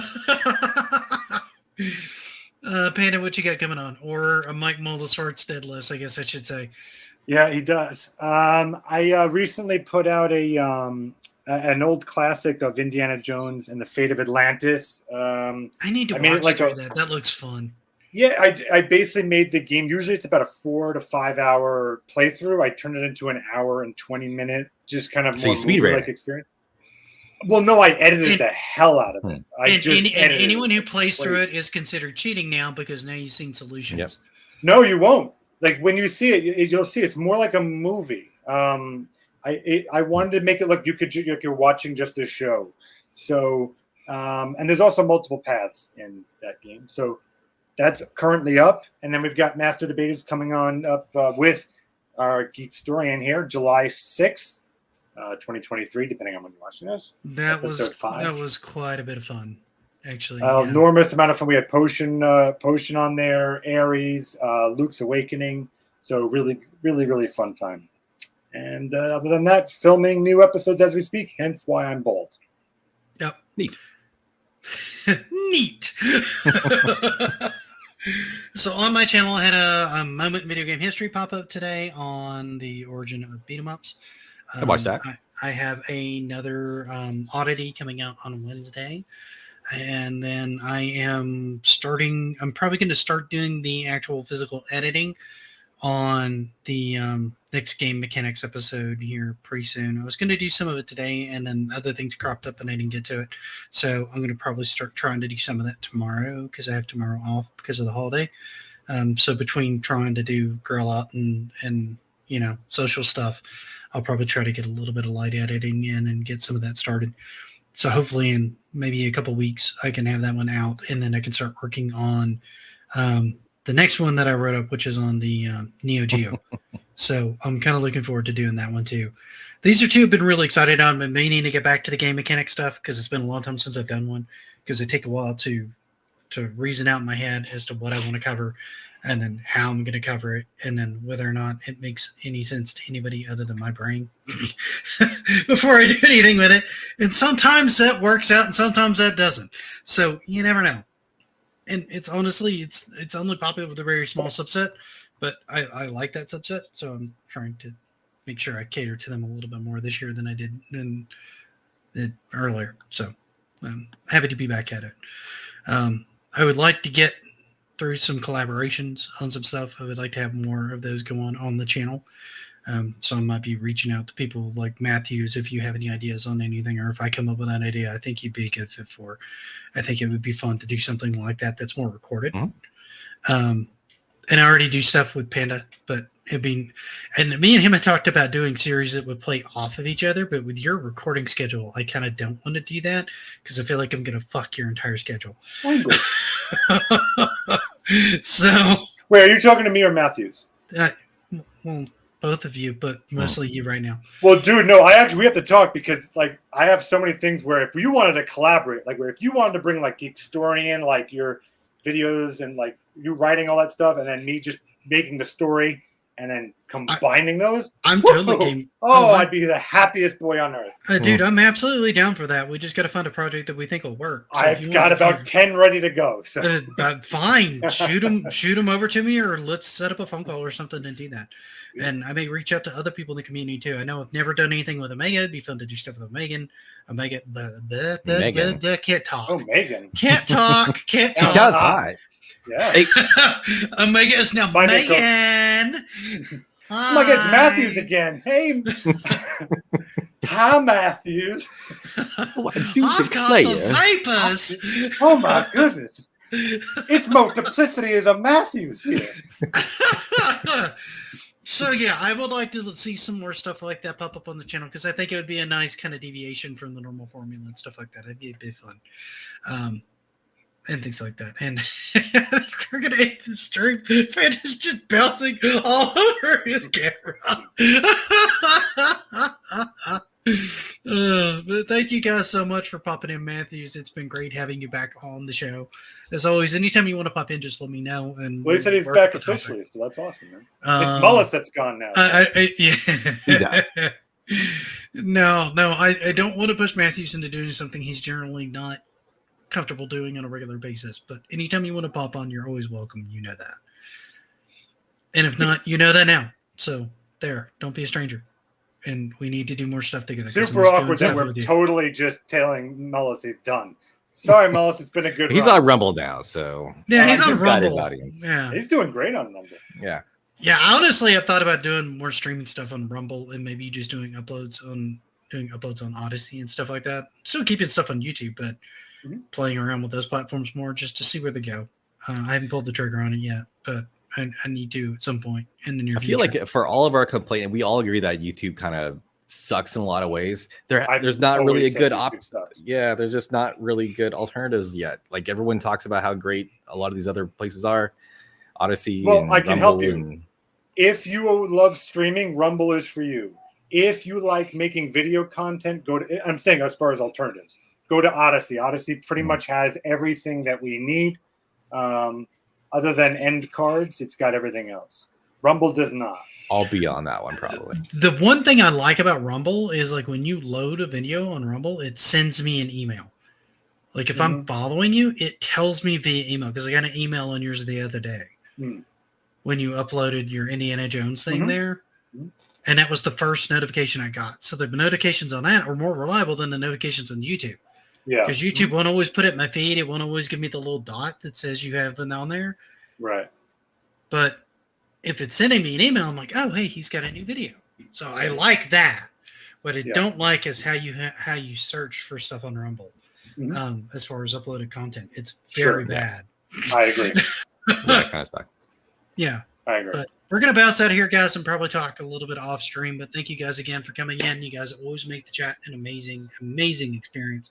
That's why we continue to do this show, is because you guys are so much fun to have a chat. And it's always a joy to be able to connect with you guys and talk to you guys like this. And if we could do it more, we would. But I think it's better for everybody's schedule that we do it every other week still. So, is there any way for the people in the chat to ever recommend topics for you?